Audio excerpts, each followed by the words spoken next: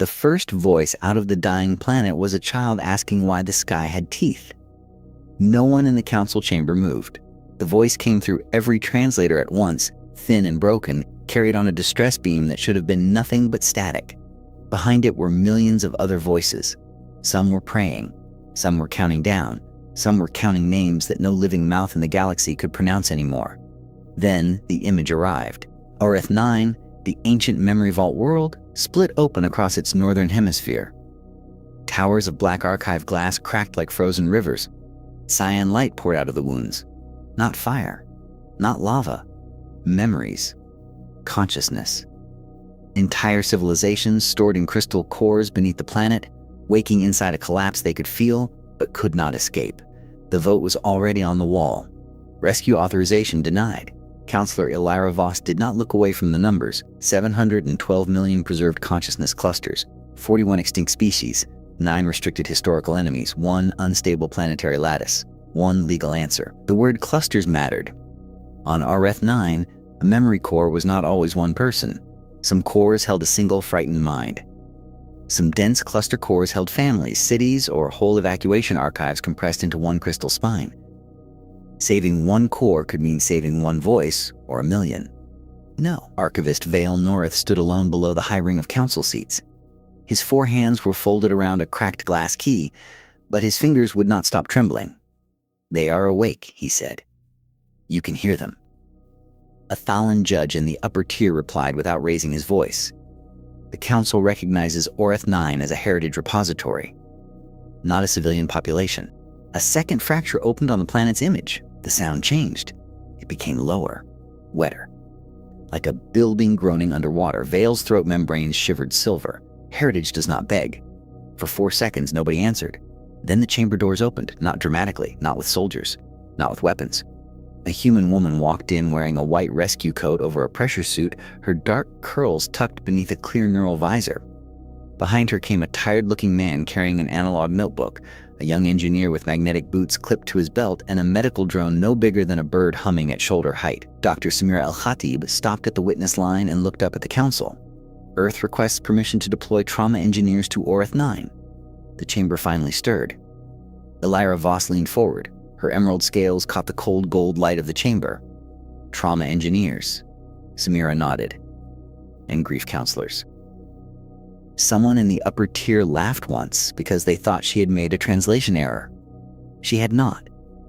Elira's legal drone drifted closer to Samira and projected the denial in 5 languages. Humanity was informed. No rescue action has been authorized. "We know," Samira said. "You are requesting a military exception?" "No."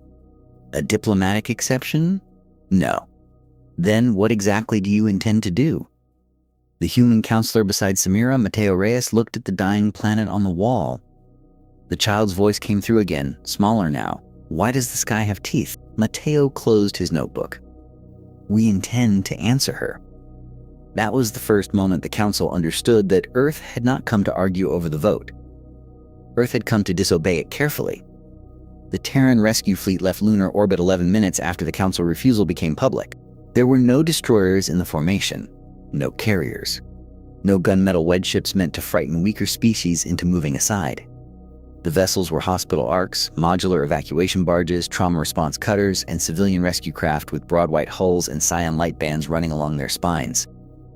At the center flew the Mercy of Jakarta, a Terran hospital ark built after the Europa quake, when humanity learned the hard way that some disasters needed surgeons, engineers, psychologists, and electricians in the same corridor. Samira stood inside its forward prep bay, while technicians locked the seals of her rescue exosuit. The suit was not built for battle. It had no shoulder cannon, no missile ports. Its left forearm carried a consent translator. Its right carried a memory stabilizer. Across the chest was the Stellar Mercy emblem, 2 open cyan hands around a small star. Anik Bose crouched under the equipment rack, tightening a gravity clamp with his teeth, holding the spare bolt because his hands were full. He looked calm until you saw the numbers scrolling across his wrist. "Outer vault bridges are already losing mass cohesion," he said. "If we step wrong, floor becomes weather." Samira flexed her gloved fingers. "Can you hold a corridor open? For a few minutes?" "How many?" "Depends how much the planet hates us. Mateo sat on the opposite bench, quiet, turning a small black notebook between his palms. Its cover was worn at the corners. Samira had never asked what was inside.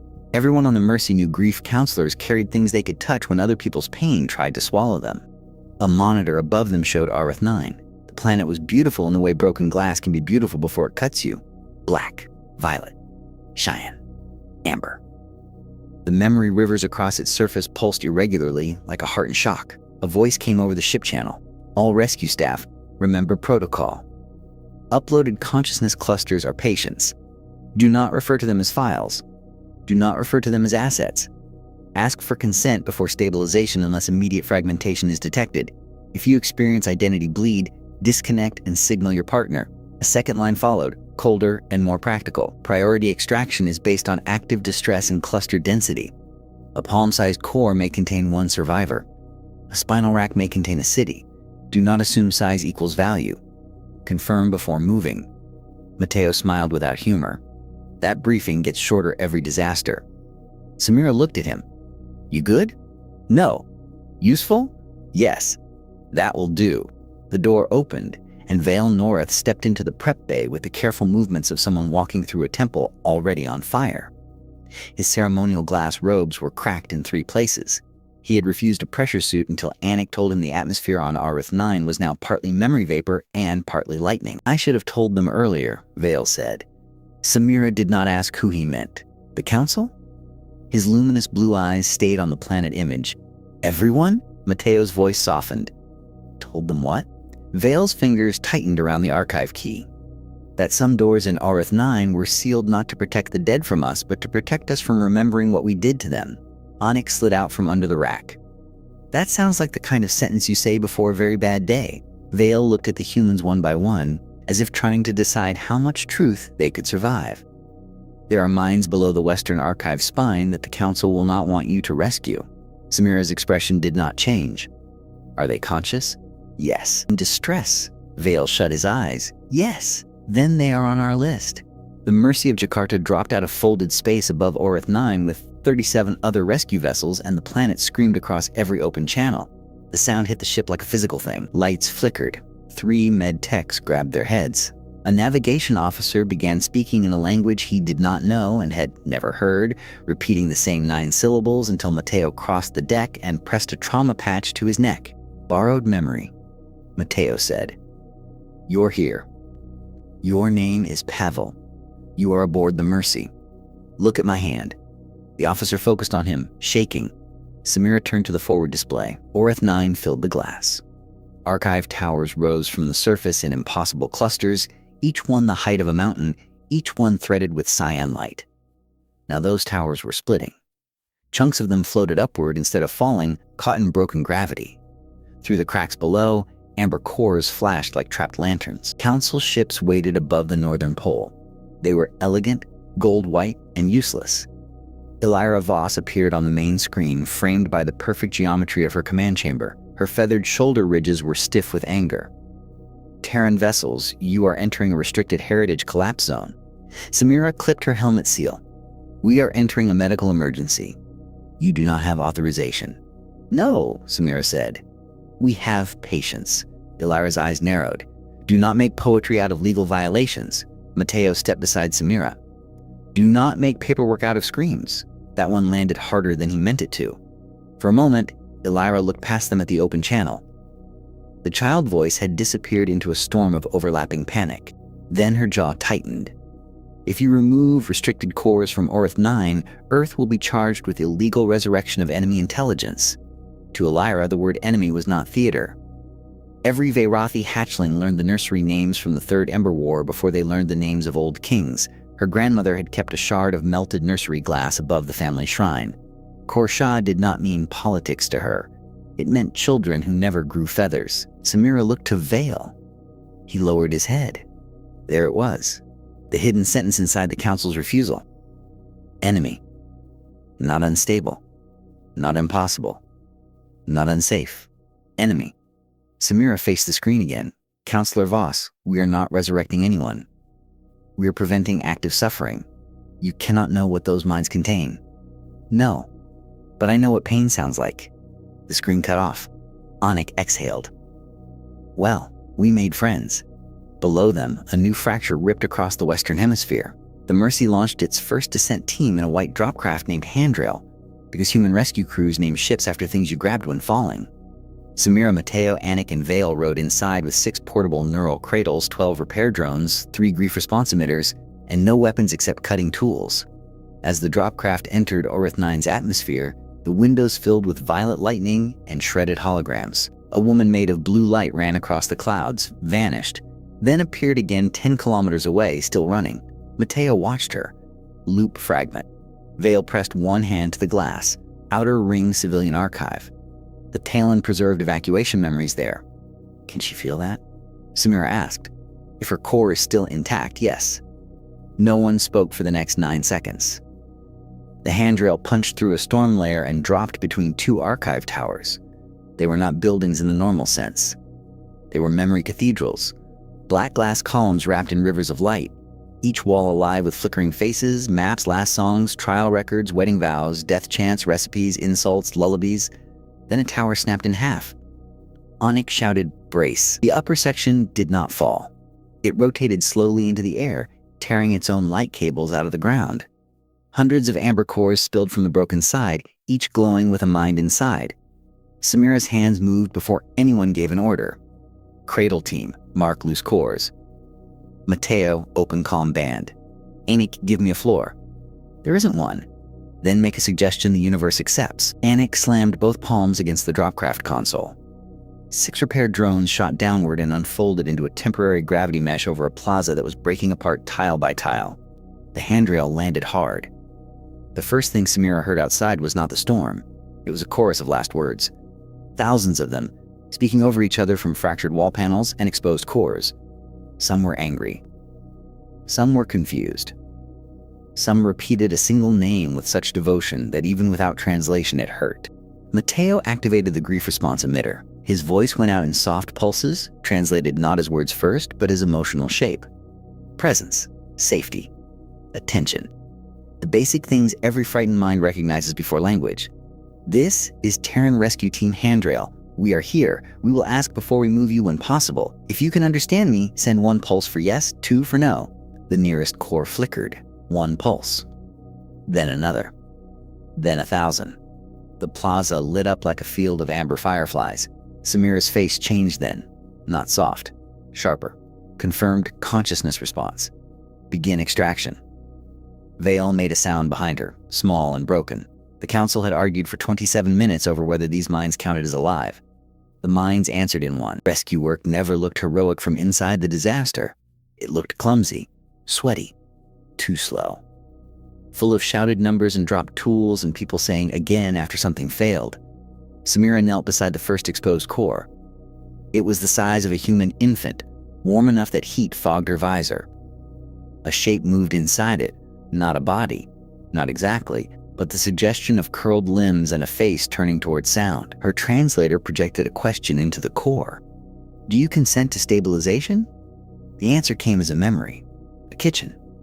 Rain on clay roofs, someone laughing while cutting yellow fruit, then fire through the wall. Then darkness. Mateo crouched beside Samira. It is not answering the question. It is trapped at death. Can you bring it forward? I can try. He placed both hands near the core, not touching it. His grief rig lit cyan across his wrists. You are not in the fire, he said. That already happened. I am sorry. This is after. My name is Mateo. I am asking to move you somewhere the sky is not breaking. The core pulsed twice. No. Samira froze. Anik shouted from 20 meters away. Tower segment moving. We have maybe 40 seconds. Samira did not grab the core. Mateo leaned closer. You can say no. But if you stay, this place will collapse. We can carry the memory with you. The kitchen, the rain, the yellow fruit. We are not taking that away. The core trembled. 1 pulse. Samira slid the neural cradle around it, locked the stabilizers, and lifted it carefully against her chest. The cradle changed from red to amber to steady cyan. Patient 1 secure. Above them, the tower screamed. Anik's gravity mesh buckled. He dug his magnetic boots into the plaza and threw both arms outward, controlling drones with finger twitches. I said 40 seconds because I was being optimistic. How optimistic? Samira asked. Religious. Vile moved faster than his fragile robe suggested. He guided 2 drones toward a cracked wall of cores and pressed his archive key into a socket. The wall opened like a wound. Inside were rows of memory cylinders, each one glowing faintly. These are Thalan lineage clusters, he said. I can release them.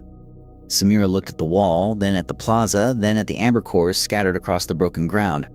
Only if they are in immediate collapse. Vale stared at her. My people are in there. And those people are under open sky with no casing. His throat membranes flared.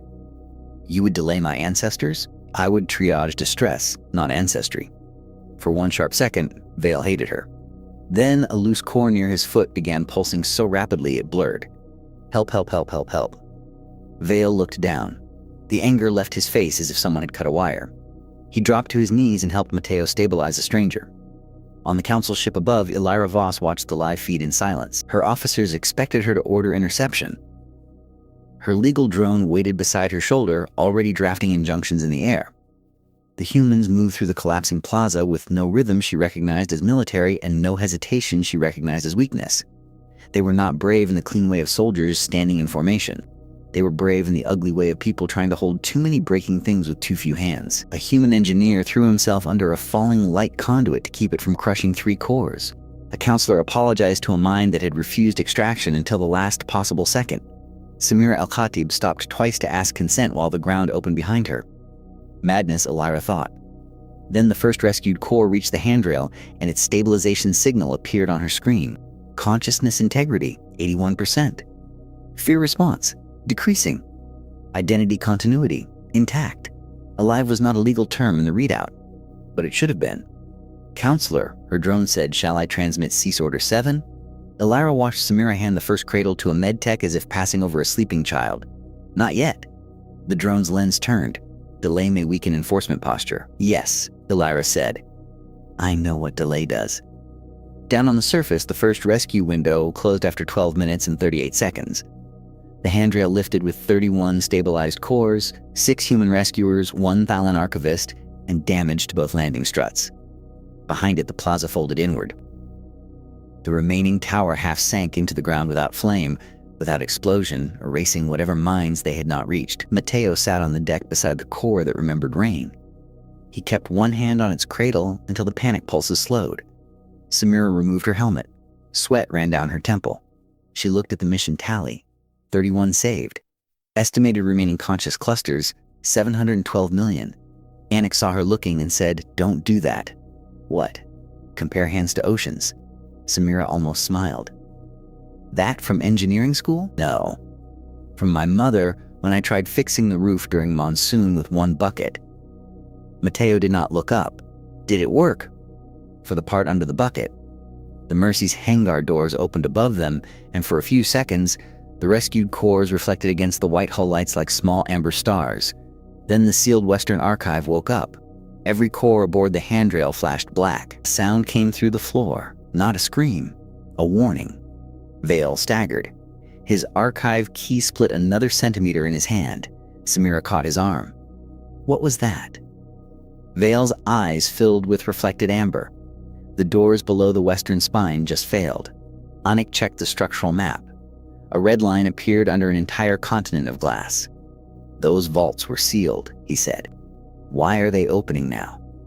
Vale looked at Samira, and all the old shame finally came to the surface. Because the collapse does not respect secrets. The western descent was different.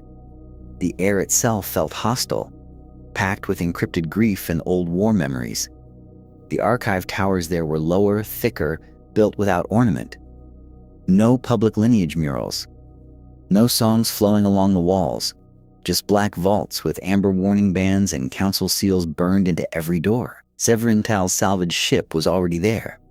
It hovered near the western ridge, squat and scarred, its patched hull held together by profit and stubbornness. Severin appeared on the handrail's side screen, his broad amphibian face distorted by static.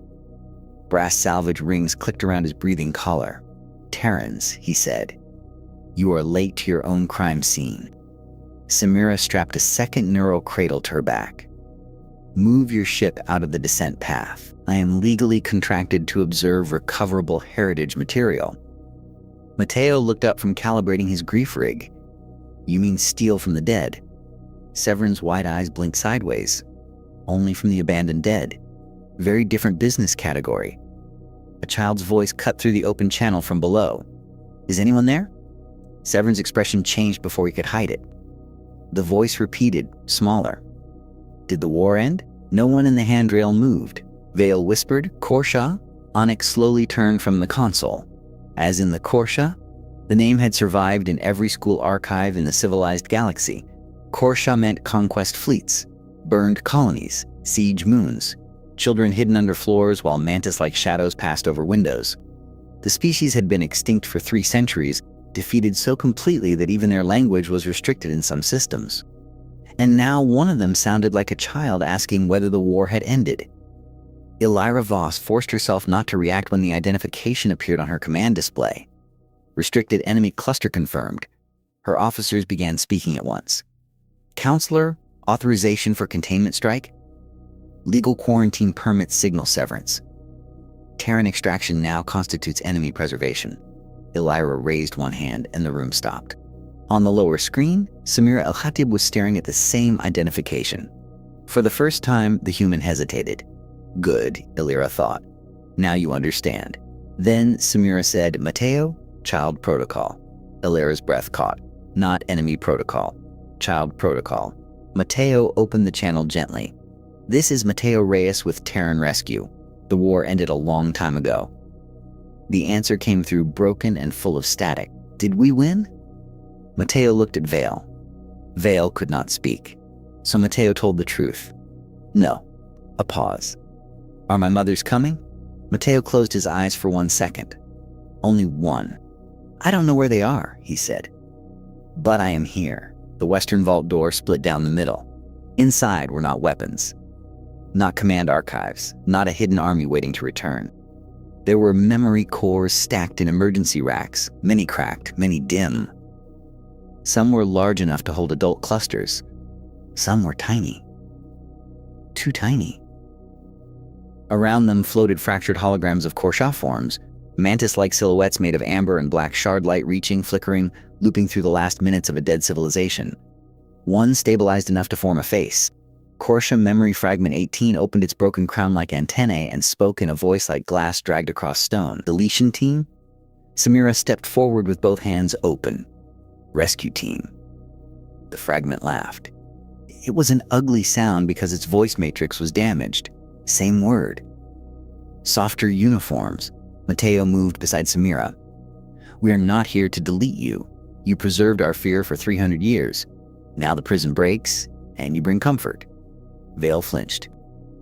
There were sentences that could wound an entire civilization. That was one. Fragment 18 turned toward him. Archivist, your hands smell like locks. Vale lowered all 4 eyes. Yes, good. Then you remember where you put the children.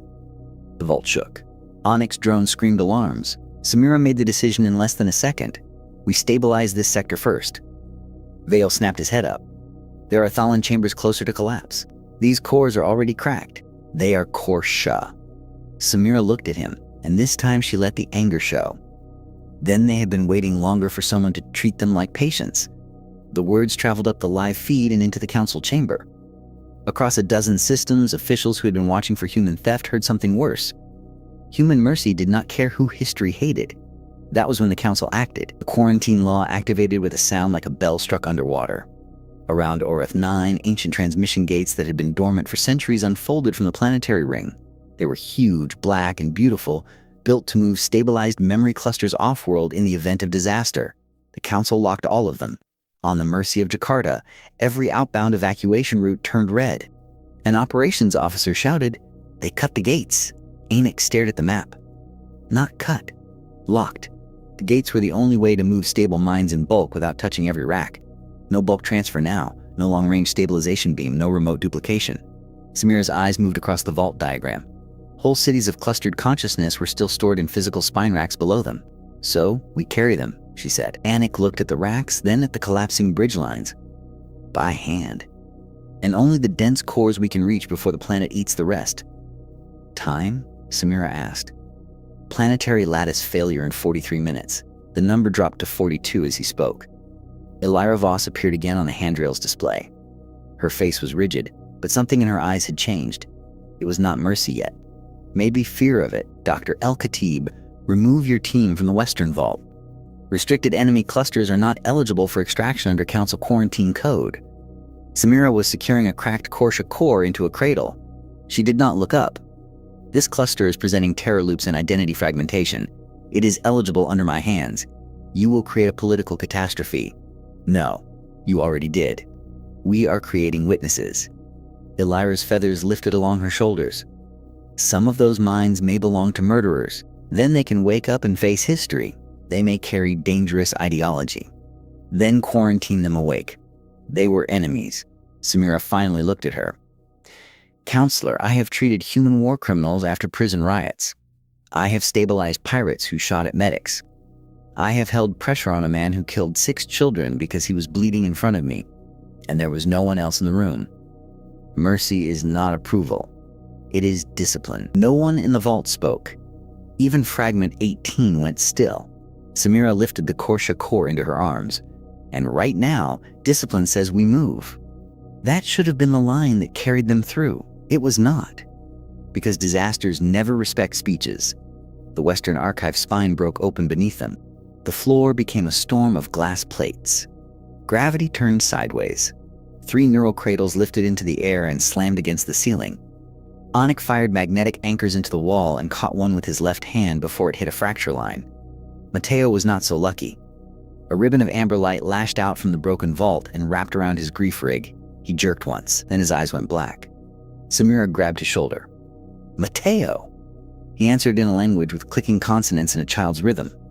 Did the war end? Did the war end? Did the war end? Fragment 18 recoiled. He is inside the loop. Onik braced himself across 2 floating slabs. I can cut the rig. No, Fragment 18 said sharply. Cut wrong and you tear the minds attached to him. Samira's visor filled with Matteo's neural readings.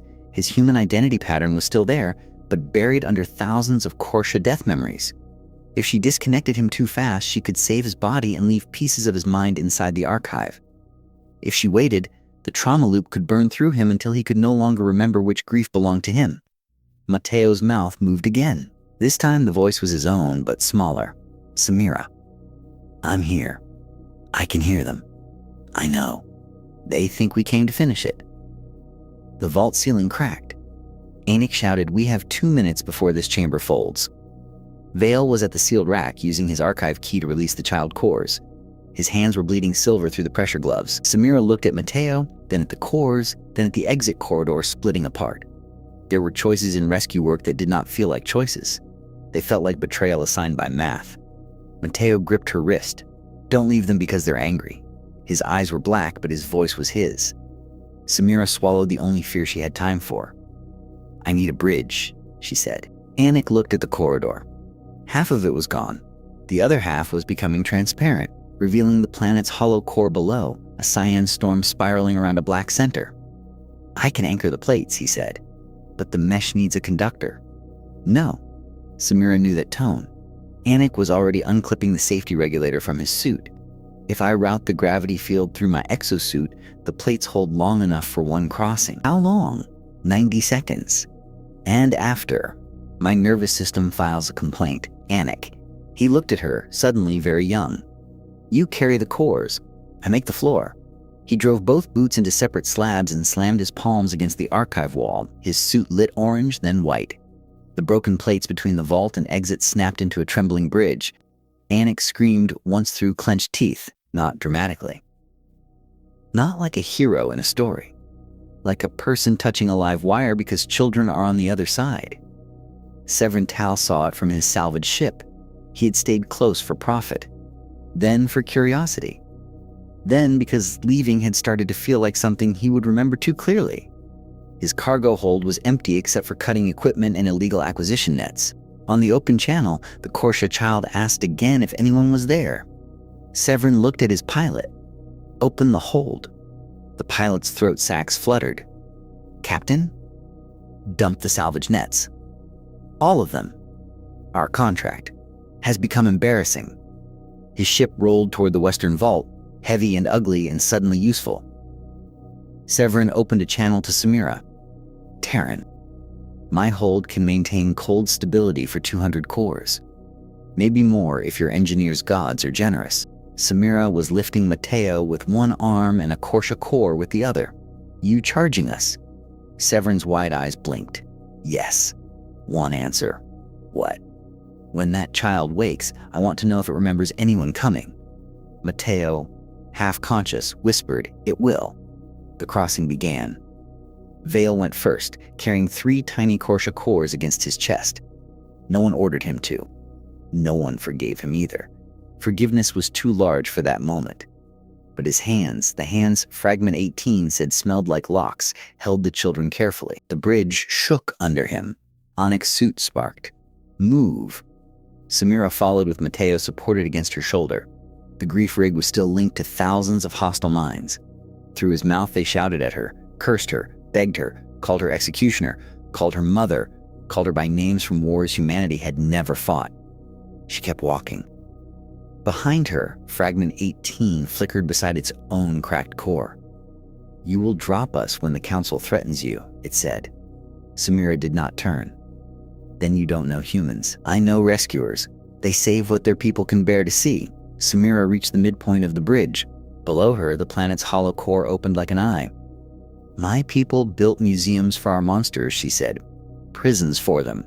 Courts for them. Graves for them. We are not good because we have no hatred. We are useful because sometimes we can make our hands obey something better. The bridge buckled. Anik went to one knee. The 90 seconds were almost gone. Elira Voss watched from orbit as Council enforcement drones descended through the atmosphere. They were not war machines. Not officially. They were legal instruments with engines designed to block, seal, and confiscate. But when one moved between a rescue team and an exit route, the difference became philosophical. Her drone projected the final order. Unauthorized extraction of restricted enemy consciousness will be met with immobilization. Her officers waited. Elira's gaze stayed on Vale carrying Korsha children, on Matteo walking with a mind full of enemy grief, on Anik burning his nervous system to create 90 seconds of floor, on Samira holding a cracked core like it was not evidence, not danger, not history, but someone frightened in the dark. On the surface, one enforcement drone dropped directly into the evacuation path. A flat blue immobilization grid unfolded from its underside and sealed the archway ahead of Samira. The grid did not shoot. It did not explode. It simply made the exit illegal to pass through while the planet came apart behind them. Samira slammed one boot against the grid. It held. Fragment 18 pulsed in her arms. There. The softer word for execution. Then another signal appeared.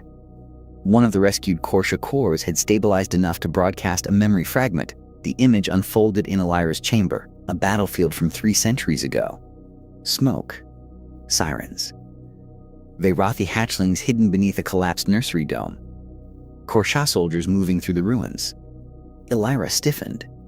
Her species remembered that battle as a massacre. But the fragment showed something else. One Korsha officer, wounded and shaking, standing in front of the hatchlings as his own artillery targeting beam swept across the dome. He jammed his command blade into the signal post and redirected the strike into an empty canal. Then he turned to the terrified Veyrathi children and made a gesture the translator struggled to render. Not mercy exactly. More like run before my courage ends. The memory froze on the officer's face. Fragment 18 spoke through the channel. Not all ghosts carry the same sin. Elira's legal drone waited beside her. Counselor. Confirm immobilization order. The old law was clear. So was the image on her screen. Elira knew what the next sentence would cost. Her seat. Her command. Maybe the clean story her species had survived on for 300 years. She shut her eyes once. Recall the drones. The bridge failed before the order reached the surface. The final slab under Samira's left foot became transparent, then vanished. She dropped hard, one hand catching a fracture cable, the other locking around the Korsha core. Matteo slid toward the edge. Vale turned back. No, Samira shouted. Keep moving. But Vale came anyway. So did Severin's salvage hook, firing from the ugly ship now hovering sideways through the storm. The hook caught the back of Samira's suit and yanked her upward with all the gentleness of a traffic accident. The core slipped. For half a second, the amber cylinder floated between Samira and the abyss. Fragment 18's voice went very quiet. Of course. Samira launched herself after it. Not with a jetpack. Not with a plan. Just one brutal push from a crumbling slab, her shoulder slamming into open air, gloves stretching, fingertips striking glass. She caught the core against her chest. The impact cracked her visor. Severin's hook dragged both of them up. Anik, still locked into the bridge circuit, saw Samira clear the edge and let go. The bridge exploded into separate plates. His body folded. The last repair drone caught him by the harness and dragged him across the threshold as the vault behind him collapsed into cyan light. For 3 seconds, every channel went white. Then the handrail's emergency beacon pulsed. One by one, the rescue team signals returned. Vale alive. Mateo alive. Anik alive. Unconscious, nervous system overload. Samira alive. Stabilized core racks secured. 219. Estimated consciousnesses inside recovered racks. Still calculating. Korsha child clusters. 37. Fragment 18. Stabilized at 46% integrity. The handrail limped into Severin's open cargo bay because it could not reach orbit on its own. Severin stood there in a pressure coat too old for the job, watching human med techs and Thalan archivists and salvage crew unload glowing cores by hand. His deck had never looked clean. Now it looked sacred by accident. Mateo was placed on a stretcher, still whispering in 3 languages. Samira knelt beside him. "You stayed," he murmured. "So did you. They were so afraid of us." "I know." "No," he said, opening his eyes. They were brown again, exhausted and wet. "They were afraid we would only save the easy ones." Samira looked across the cargo bay. Vale was setting Korsha cores beside Thalan lineage cores in the same stabilization rack. His hands shook every time the amber light touched the blue. But he did not separate them. Above the planet, Illyra Voss opened a direct channel to every council vessel. "This is Counselor Illyra Voss. Enforcement drones are to stand down." Her senior officer stared at her. "Counselor, that violates quarantine priority." "No, it interprets it. The law does not permit extraction of restricted enemies. The law was written before we heard them ask for help. That is not a legal category." Illyra watched Severin's battered ship rise out of the storm, carrying human rescuers and enemy ghosts through a sky full of teeth. "It will be." The final evacuation was not graceful. It was 27 ships passing dense cluster racks hand to hand because the gates were locked. It was human counselors singing rhythm patterns to minds that had no ears but still understood steadiness. It was med techs reading numbers from each recovered rack and realizing one cracked cylinder held a village, another held a monastery, another held the last emergency backup of an entire Korsha nursery district. It was Anik waking for 11 seconds, seeing that the bridge data had held long enough and smiling before passing out again. It was Vale opening sealed racks he had once sworn never to touch. It was Severin Tal turning his salvage hold into a hospital bay and pretending not to care when the Korsha child core stopped pulsing in panic. And it was Samira El-Khatib standing at the main loading ramp of the Mercy of Jakarta as RF-9 broke behind her. Council drones hovered above the ramp, weapons folded but present. Their message repeated in cold legal tones. Surrender restricted cores. Samira carried Fragment 18 herself. The core was larger than the others, cracked down one side, glowing amber through the fractures. Inside it, the enemy commander flickered between shapes. Soldier, prisoner, witness, ghost. Illyra's face appeared on a drone display. Dr. El-Khatib. Samira stopped at the threshold. Behind her, med techs moved Thalan elders, Korsha children, Orakai poets, dead civilizations that had outlived their sons only to nearly die in a legal argument. Illyra spoke carefully. "The council will demand custody. I know. They will accuse Earth of preserving war criminals. I know. They may be right about some of them." Samira looked down at the core in her arms. Fragment 18's light pulsed once, slow and watchful. "Then we preserve them for trial, for testimony, for truth," she said. "Not for worship. Not for revenge. Not for deletion. We would protect even hated ghosts." Samira stepped over the threshold into the Mercy's light. "We already are." For 1 second, the drones held their formation. Then the nearest machine lowered its emitter. Behind Samira, rescuers kept coming. White suits under cyan lights. Gloved hands around amber cores. Enemy children beside council ancestors. Hated ghosts carried through a hospital doorway while the cracking planet threw its last storm against the hull. No one applauded. No one needed to. The law had watched Mercy cross the line and failed to make it stop. The last tower of Orth-9 collapsed 17 minutes later. From orbit, it looked almost gentle. The black glass folded inward. The cyan rivers dimmed. The violet storms faded into a ring of dust around the hollow core. A world built to remember became itself something that needed remembering. On the Mercy of Jakarta, nobody cheered. Rescue teams rarely cheer at the end of a disaster. They count. They check names. They mark losses. They sit on floors because chairs feel too far away. The final tally was impossible to call victory. 219 stabilized racks had reached orbit. Inside them were millions of intact consciousnesses.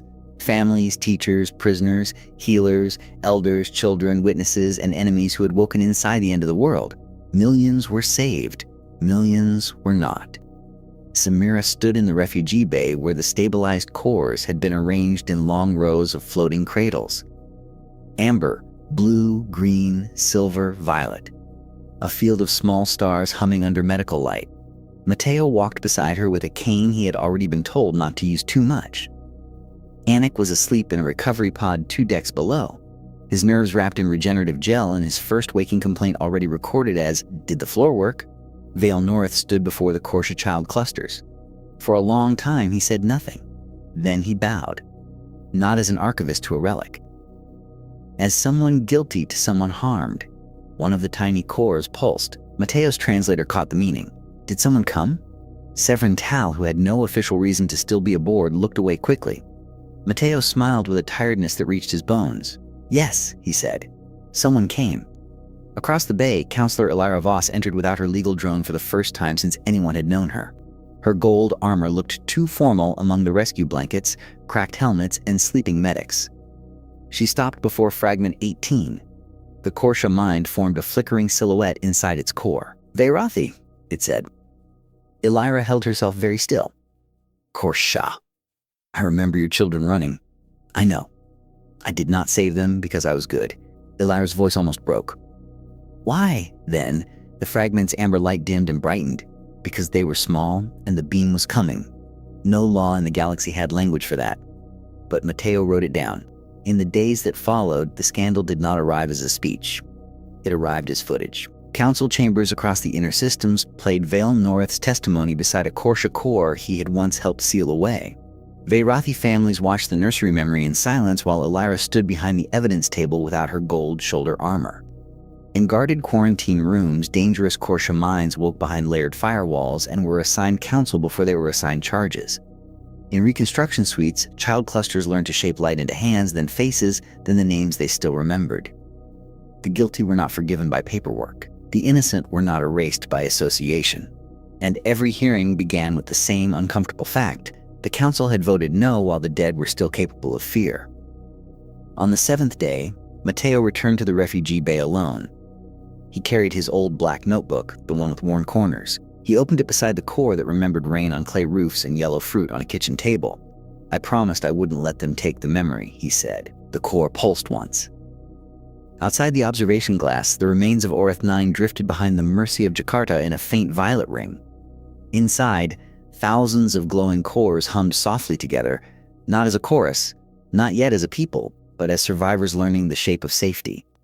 And near the front row, among the amber lights of extinct enemies, one small core brightened whenever a human footsteps passed close. Not because it was afraid, because it remembered that someone had come.